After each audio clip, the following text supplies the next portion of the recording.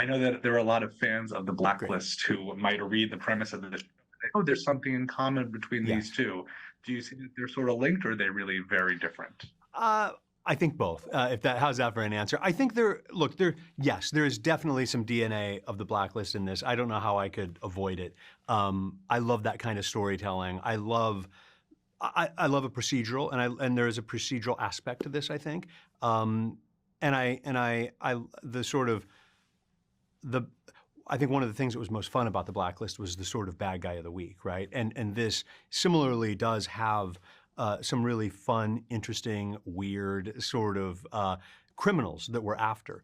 That said, it's a departure for sure.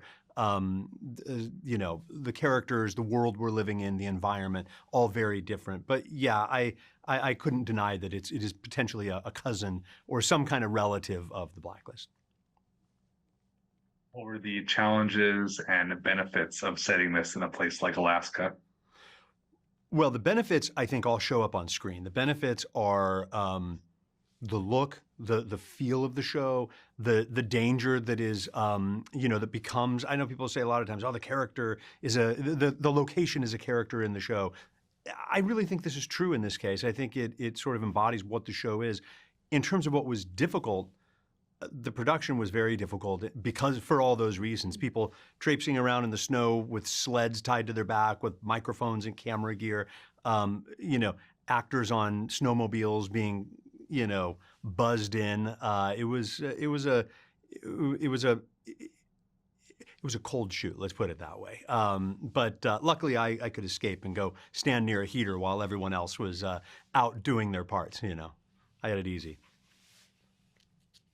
I've had a chance to see the whole season, and I don't Oh, want to you ruin have? anything for Oh, anybody, great. but I'm curious if you have a second season mapped out, or if you're sort of waiting to see how this does before you want to get too much into that. Yeah, there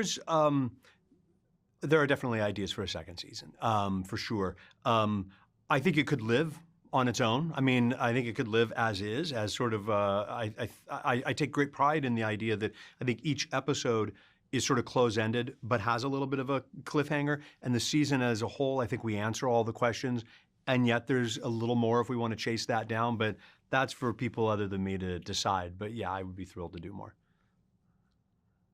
You talk about how each episode is sort of individual. Do you think that a lot of people I know on streaming watch things just in one, fell swoop? Do you feel like this is a show that would binge well in addition to that? I certainly hope so. Yeah, I think one of the things the writers did such a great job of is finding a good hook at the end of each episode. I do think, again, I think you can feel like you've had a whole meal. You've had a whole story that has a beginning, middle, and end, and yet that serialized story, that longer arc, is still sort of lurking in the background. And so I think that's one of the things that's unique and sort of.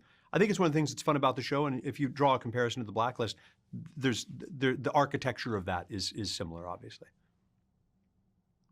Thanks so much, John. Wish you plenty of luck with the Yeah, show. thank you so much.